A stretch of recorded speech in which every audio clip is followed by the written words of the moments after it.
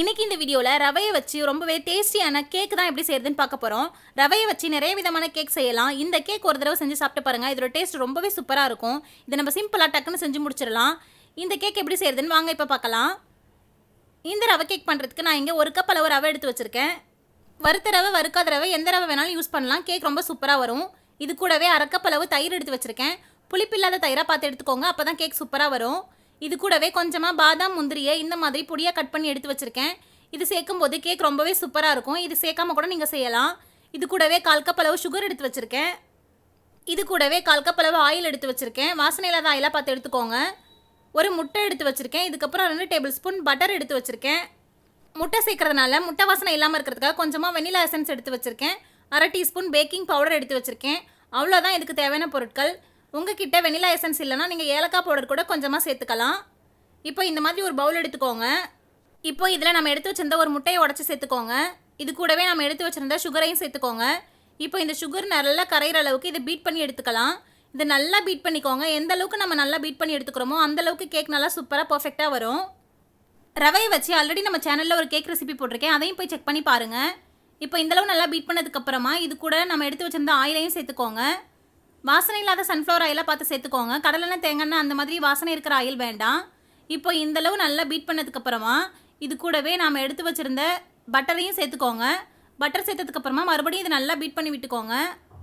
இந்த கேக்கில் நம்ம மைதா மாவு கோதுமை மாவுன்னு எந்தவித மாவுமே சேர்க்காம வெறும் ரவையை மட்டும் வச்சு செய்யறதுனால இதோட டெக்ஸ்சர் பார்த்தீங்கன்னா உங்களுக்கு புட்டிங் கேக் மாதிரி பர்ஃபெக்டாக வரும். ரொம்பவே டேஸ்டியாக இருக்கும். கண்டிப்பாக ட்ரை பண்ணி பாருங்கள். இப்போ இந்தளவு நல்லா பீட் பண்ணதுக்கப்புறமா இதில் நம்ம எடுத்து வச்சுருந்த தயிரையும் சேர்த்துக்கோங்க. தயிர் சேர்த்ததுக்கப்புறமா மறுபடியும் இதை நல்லா பீட் பண்ணி விட்டுக்கோங்க. இப்போ இந்த மாதிரி நல்லா கலந்து விட்டதுக்கப்புறமா இதில் நம்ம எடுத்து வச்சுருந்த 1 கப் ரவையை சேர்த்துக்கோங்க. ரவை சேர்த்ததுக்கப்புறமா இதை மறுபடியும் நல்லா கலந்து விட்டுக்கோங்க. ரவை இந்த கலவையில் நல்லா சேர்ந்து வர அளவுக்கு இதை கலந்து விட்டுக்கோங்க. இப்போ இந்த மாதிரி நல்லா கலந்து விட்டதுக்கப்புறமா இது கூட நம்ம எடுத்து வச்சுருந்த வெனிலா எசன்ஸ் கொஞ்சமாக சேர்த்துக்கோங்க. ஒரு 1/4 டீஸ்பூன் அளவு சேர்த்துக்கோங்க போதும். வெனிலா எசன்ஸ் இல்லைனா ஏலக்காய் பவுடர் ஒரு 1/4 டீஸ்பூன் சேர்த்துக்கோங்க. இது கூடவே நம்ம எடுத்து வச்சுருந்த பேக்கிங் பவுடரையும் சேர்த்துக்கோங்க. இப்போ மறுபடியும் இதை நல்லா கலந்து விட்டுக்கோங்க. பேக்கிங் பவுடர் சேர்க்க மறந்துடாதீங்க. பேக்கிங் பவுடர் சேர்க்கும் போது தான் கேக் ரொம்பவே பர்ஃபெக்டாக வரும். இப்போ பாருங்கள், எல்லாத்தையும் சேர்த்ததுக்கப்புறமா இந்த மாதிரி கலந்து எடுத்தாச்சு. அவ்வளோதான், நம்மளுடைய கேக் பேட்டர் இப்போ சூப்பராக ரெடி ஆகிடுச்சு. இப்போ இதை நம்ம வேக வச்சு எடுத்துக்கலாம். அதுக்கு இந்த மாதிரி ஒரு பவுல் எடுத்துக்கோங்க. இதில் கொஞ்சமாக நெய் அப்ளை பண்ணிவிட்டு மைதா மாவு இல்லைனா கோதுமை மாவை இந்த பவுல் ஃபுல்லாக நல்லா ஸ்ப்ரெட் பண்ணி விட்டுக்கோங்க. அப்போ தான் கேக் ஒட்டாமல் நமக்கு பர்ஃபெக்டாக ரெடியாகி வரும். இப்போ இந்த பவுலுக்கு கேக் பேட்டரை மாற்றியாச்சு. இப்போ இதில் நம்ம எடுத்து வச்சிருந்த நட்ஸை தூவிக்கோங்க. இது ஆப்ஷனல் தான், நீங்கள் நட்ஸ் சேர்க்காம கூட பண்ணலாம். ஆனால் குழந்தைங்களுக்கு இந்த மாதிரி நட்ஸ் சேர்த்து கொடுக்கும்போது ரொம்பவே என்ஜாய் பண்ணி சாப்பிடுவாங்க. இப்போ இதை நல்லா இந்த மாதிரி ஒரு தடவை கலந்து விட்டுக்கோங்க. கலந்து விட்டுட்டு இதை நல்லா ஈவன் பண்ணி வச்சுக்கோங்க. உள்ளே ஏர் பபிள்ஸ் எதுவுமே இல்லாத மாதிரி இதை நல்லா டேப் பண்ணி விட்டுக்கோங்க.